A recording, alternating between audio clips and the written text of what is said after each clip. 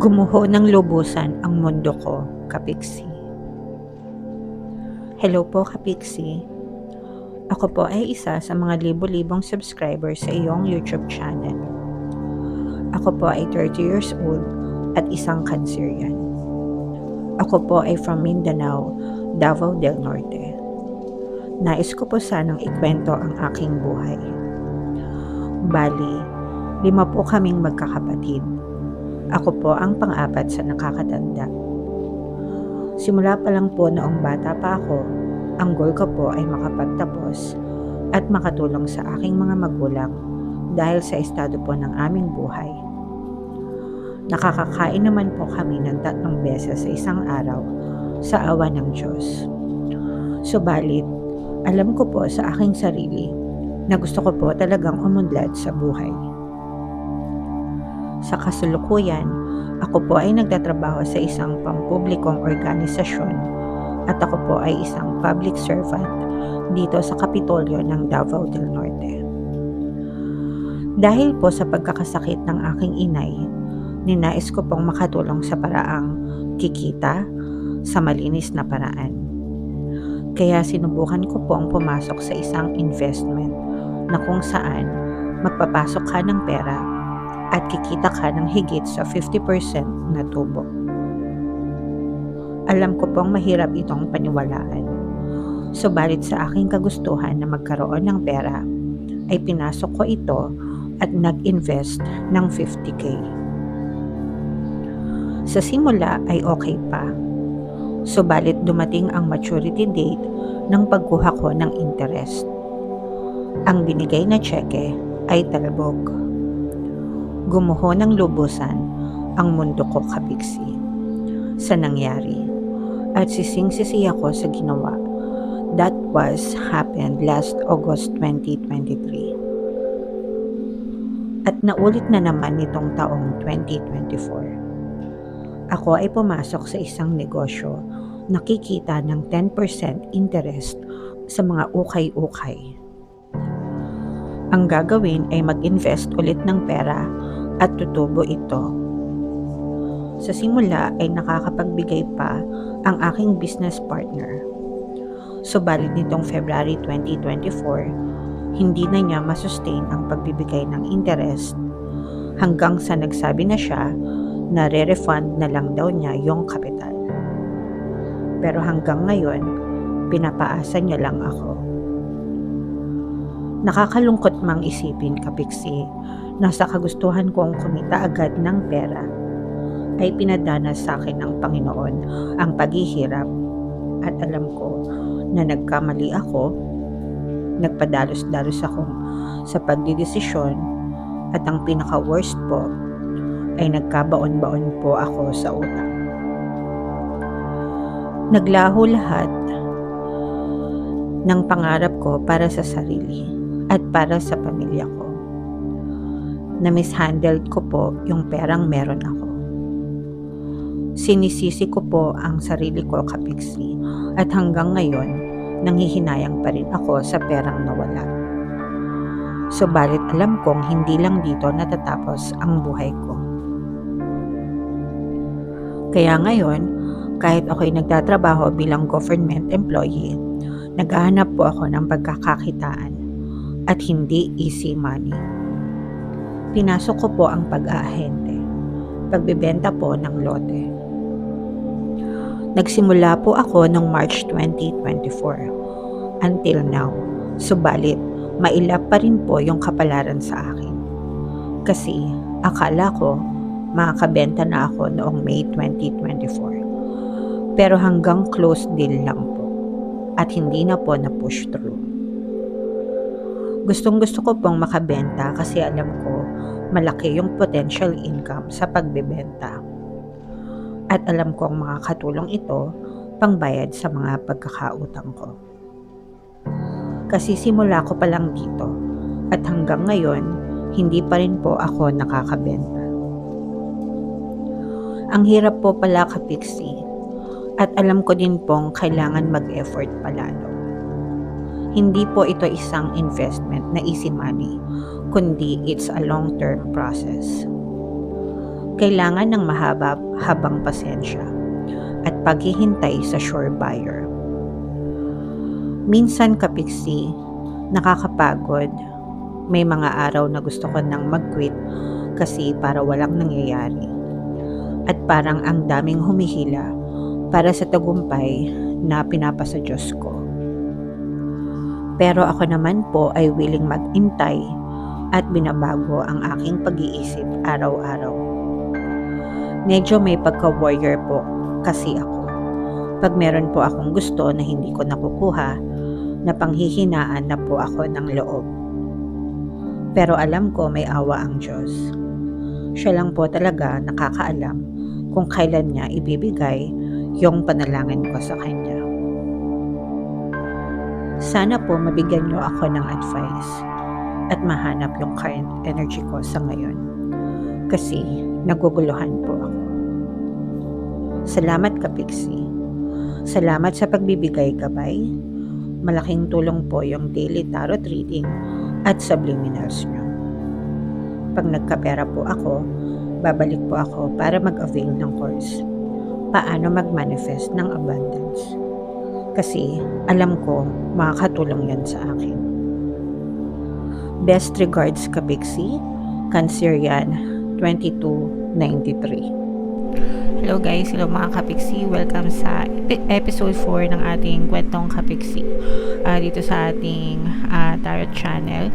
Thank you so much sa ating sender, si Miss Cancerian 2293. Thank you sa pagbahagi mo ng iyong kwento kasi dun sa kwento mo, for sure maraming matututunan yung iba nating mga kapiksi na nagdadanas din ng same na story or same energy kagaya ng sayo. So thank you so much.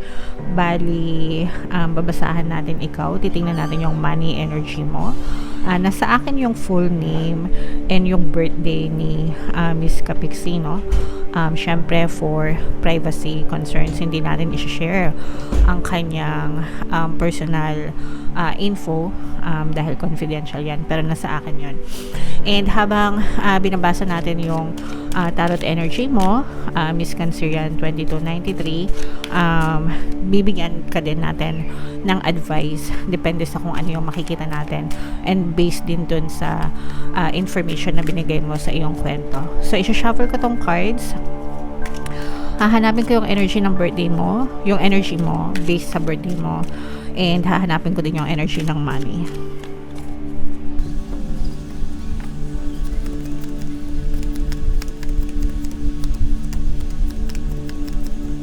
So, ito yung energy mo, Miss Cancerian 2293. Ngayon naman hanapin natin yung energy ng money mo. Ito yung energy ng money para sa iyo, Miss Cancerian 2293. So, titingnan natin lahat ng negative and lahat ng positive na makikita natin. Yung mga negative energies mo, yun yung mga blocks mo, or mga negative na assumptions mo and paniniwala mo pagdating sa kaperahan. And then yung positive energies naman, yun yung maaaring nag-aantay sa inyo na positive. So wag kang mawalan ng pag-asa. So napakaganda ng money reading mo, Miss Cancerian 2293. Bali, ito yung energy mo and then ito yung money energy.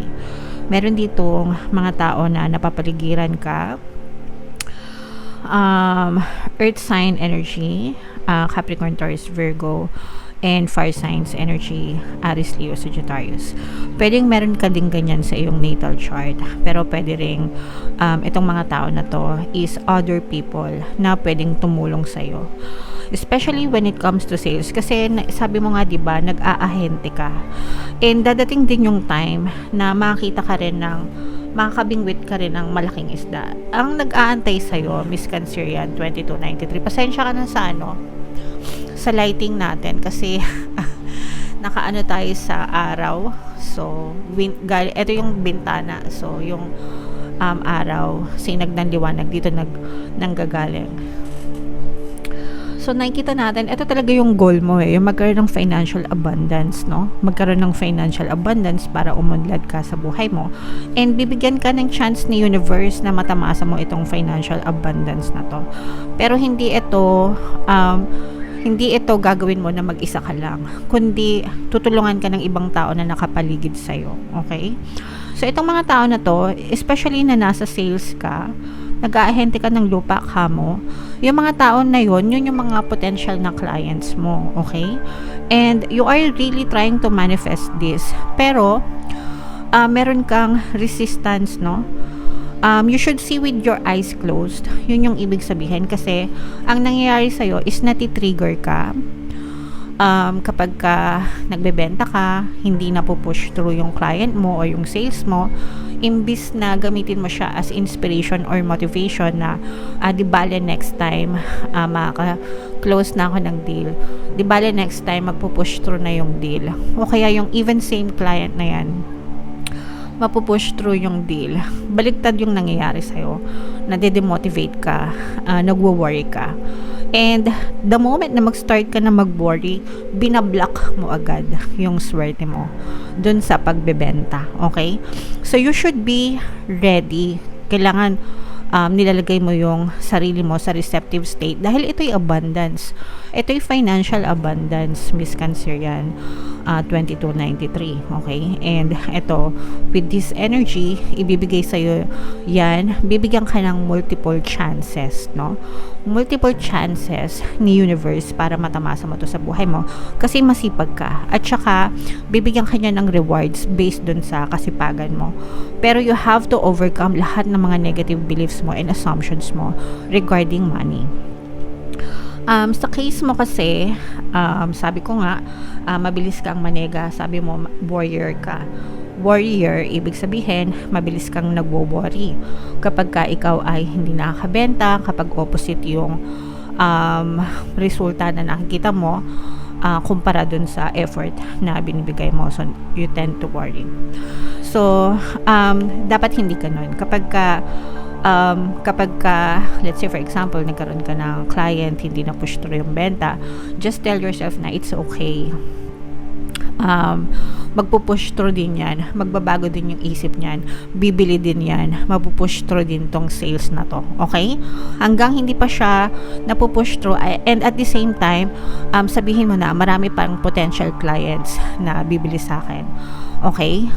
Irresistible ako, maganda yung mga deals ko, abot kaya, yung mga price, okay? Yung mga ganon, everything na pwede mong maisip na makatulong para mas ma-push through yung sales mo. Tell that to yourself, okay? And tell yourself na madali lang magbenta ng lupa kasi close-minded ka na. Based dito sa email mo, sinabi mo na mahirap pala. Okay, babalikan ko lang yung email mo. Sabi mo, ang hirap po pala, Kapiksi. At alam ko din pong kailangan mag-effort palalo. So, tinanggap mo na yung truth na mahirap pala. So, pag tinanggap mo yun as truth, your subconscious mind, okay, will give you evidences na mahirap magbenta ng lupa. Kasi tinanggap mo na mahirap, okay? Nag-start ka March lang, okay? Pero tinanggap mo na mahirap, okay? No. You shouldn't do that to yourself kasi pinapahirapan mo lalo yung sarili mo. Tell yourself na madali lang magbenta, na kailang buwan pa lang ako nagbebenta. Hello. For sure, marami pang clients na dadating sa akin. For sure, marami pang sure buyers na dadating sa akin. And for sure, kikita ko ng bonggang-bongga dito sa pag-ahente ko ng lupa. Meron akong kapatid, no? Makwento ko lang, ma-share ko lang sa'yo. Meron akong kapatid, yung bunsong kapatid ko. Actually, dalawa lang naman kami. So, kagaya mo, government employee din siya. And ang sideline niya is nagbebenta ng lupa. First na benta niya ng lupa, bago na sundan, 6 months, bago na sundan siya ng second client. Pero hindi siya nag-give up, okay? Wala siyang mentality na kagaya mo, na mahirap magbenta ng lupa, mahirap kumuha ng client. Basta siya, post lang siya ng post. Kung meron, salamat. Kung wala, salamat pa rin. So, dapat ganon yung mentality mo. Okay? Don't give up and don't quit and don't accept the fact na mahirap magbenta ng lupa. Okay? Wag mo sasabihin yan kasi kapag sinabi mo yan and kapag tinanggap mo yan, lalo kang mahirapan. Tell yourself, yung mga affirmations, madali lang magbenta. For sure, dadami pa yan. For sure, next time, sunod-sunod na yan. Okay? And sila na mismo yung lalapit sa akin. Dadating yung time na sila na mismo yung lalapit sa akin para bumili ng lupa. Okay? Ganun yung sabihin mo sa sarili mo kasi you have to develop those belief first. Kung gusto mo talaga magtagumpay, kasi this is financial abundance. Ito yung nag-aantay sa'yo. Dadating yung time na kapag nabago mo yung belief system mo, paikot-ikot lang yung pera sa'yo. Okay? Paikot-ikot lang na hindi mo na kailangan mag-effort. This is going to become effortless once na master mo na. Once na master mo na yung energy ng pag-attract ng money, paikot-ikot na lang yan sa'yo. Okay? Napakaganda ng money energy mo, pero yun yung block mo. No? You have to see with your eyes closed. Ibig sabihin, wag mong tingnan yung nasa physical reality mo. Wag kang matrigger sa kahirapan na na-experience mo. Wag kang matrigger sa mga challenges na pinagdaanan mo, yung mga past mo, yung mga na-scam ka, tapos na yun, it's already in the past. Wag mo nang sisihin yung sarili mo kasi hindi mo na yun mababawi. Pero, ibabalik sa'yo yan ni universe sa ibang pamamaraan. No? Especially, good karma. Ibabalik sa'yo yan ni universe yung mga nawala sa'yo. Okay?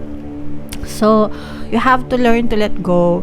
I-let go mo na yung 50k mo, i-let go mo na yung 10k mo na nawala sa'yo, and tell yourself na maraming darating sa akin na pera, iikot at iikot sa akin ng pera.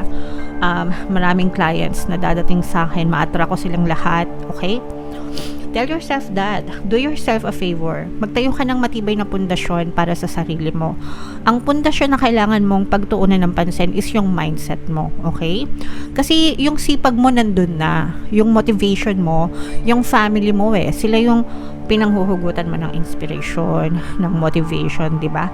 Ang kailangan mo na lang baguhin sa sarili mo is yung mindset mo. Sabi ko naman sa inyo, kahit na dasal kayo ng dasal, kasi ikaw madasaling ka, masipag ka, 'di ba? May trabaho ka na, may sideline ka pa, pero yung mindset naiiwan. So kailangan kasabay 'yon, no? Sipagan mo yung mindset mo. All day, every day, tell yourself, makakaahon din ako, yayaman din ako, dadami din yung mga kliyente ko, no? Madali lang sa akin magkapera, 'di ba? Money, money come to me. Lahat na nga ng mga affirmations na pwede kong i-share sa inyo, sinishare ko sa inyo dito sa channel ko para matuto din kayo. So, yun yung simulan mong baguhin, yung mindset mo. You have to see with your eyes closed. Kukunin ko na naman to. Ang ibig sabihin ng with your eyes closed, using your imagination. Okay? Imaginein mo na marami kang clients. Imaginein mo everyday. Kahit hindi totoo, it doesn't need to be true right now. Pero you have to imagine yourself na palagi kang naka-close ng deal. You have to imagine yourself na maraming kliyente yung nagpapabook sa'yo, nagpapatripping sa'yo. Okay? Nagpipirmahan kayo ng kontrata. Yung mga ganon. You have to see with your eyes closed. Again, sa imagination mo, hindi sa physical reality. Whatever you believe to be true sa iyong isipan, it will be pushed out. Kailangan mo siyang i-register sa isip mo para ma-push out siya sa iyong physical reality. Okay? And dadating yung time na magiging effortless. Pag sinabing effortless, hindi mo na kailangang magpakahirap, no? You have, ito yung sumasaksak sa'yo.